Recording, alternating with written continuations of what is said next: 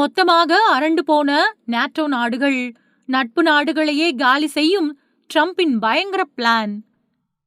ஈரானுக்கும் அமெரிக்காவுக்கும் இடையிலான போர் பதற்றங்களுக்கு மத்தியில அமெரிக்க அதிபர் டொனால்ட் ட்ரம்ப் எடுத்திருக்கக்கூடிய ஒரு அதிரடி முடிவு நேட்டோ நாடுகள் கிட்ட ரொம்ப பெரிய பரபரப்பை ஏற்படுத்தியிருக்கு. அமெரிக்கா வெள்ளை மாளிகை இப்போ ஒரு விசித்திரமான அப்புறம் முக்கியமான பணியில ஈடுபட்டிருக்கு.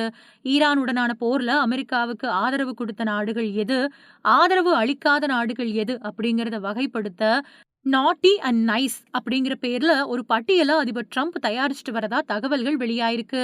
இந்த பட்டியல்ல போறப்போ அமெரிக்காவோட நிலைப்பாட்டுக்கு முழு ஒத்துழைப்பு கொடுத்த நாடுகள் நைஸ் அப்படிங்கிற பிரிவிலையும், தயக்கம் காட்டின இல்லனா எதிர்ப்பு தெரிவிச்ச நாடுகள் நாட்டி அப்படிங்கிற பிரிவிலையும் சேர்க்கப்பட இருக்கு.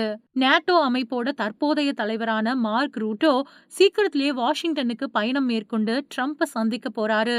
இந்த சந்திப்புக்கு முன்னாடியே இந்த பட்டியல் பத்தின விவாதங்கள் வெள்ளை மாளிகையில தீவிரமடைஞ்சிருக்கு. ஐரோப்பிய நாடுகளோட பாதுகாப்பு அரணா கருதப்படக்கூடிய நேட்டோ அமைப்புல அமெரிக்கா ரொம்பவே முக்கிய பங்கு வகிக்குது. ஆனா ட்ரம்ப் தன்னோட முந்தைய ஆட்சி காலத்துல இருந்தே அமெரிக்காவுக்கு பயன் தராத நாடுகளுக்கு நாங்க ஏன் உதவணும் அப்படிங்கிற கேள்வியை தொடர்ந்து எழுப்பிட்டு வராரு. அதோட தொடர்ச்சியாவே இந்த பட்டியல் பார்க்கப்படுது. இந்த நல்லவை அப்புறம் கெட்டவை பட்டியல் வெறும் காகிதத்தோட நின்றுட போறதில்ல. இது எதிர்காலத்துல பல முக்கிய மாற்றங்களுக்கு காரணமா அமையலாம். அமெரிக்காவோட போருக்கு தோள் கொடுக்காத நாடுகளுக்கு எதிர்காலத்துல ஏதாவது அச்சுறுத்தல் ஏற்படுறப்போ அமெரிக்கா தன்னோட ராணுவ உதவியை குறைக்கலாம் இல்லனா மறுக்கலாம். நேட்டோ நாடுகளுக்கு இருக்கக்கூடிய பாதுகாப்பு ஒப்பந்தங்கள் அப்புறம் ஆயுத தளவாடங்கள் பரிமாற்றம் இந்த மாதிரியான விஷயத்துல இந்த பட்டியல் பெரிய தாக்கத்தை ஏற்படுத்தும்.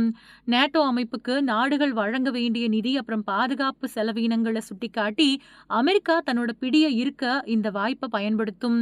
ஒரு பக்கம் இந்த பட்டியல் தயாரிப்பு பணிகள் நடந்தாலும், இன்னொரு பக்கம் ஈரான் அமெரிக்கா இடையிலான போர் நிறுத்தத்துக்கான பேச்சுவார்த்தைகளும் சர்வதேச அழுத்தங்களும் தொடர்ந்துகிட்டு இருக்கு.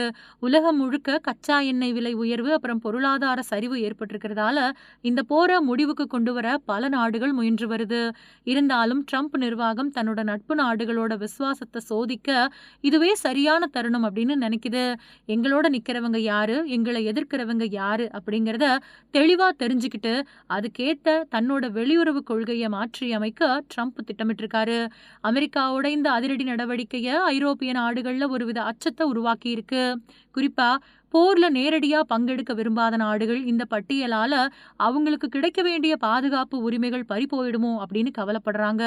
அதிபர் ட்ரம்போட இந்த அணுகுமுறை நேட்டோ அமைப்போட ஒற்றுமையை வலுப்படுத்துமா இல்ல அந்த அமைப்புக்குள்ள பிளவை ஏற்படுத்துமா அப்படிங்கறத பொறுத்திருந்து தான் பார்க்கணும்.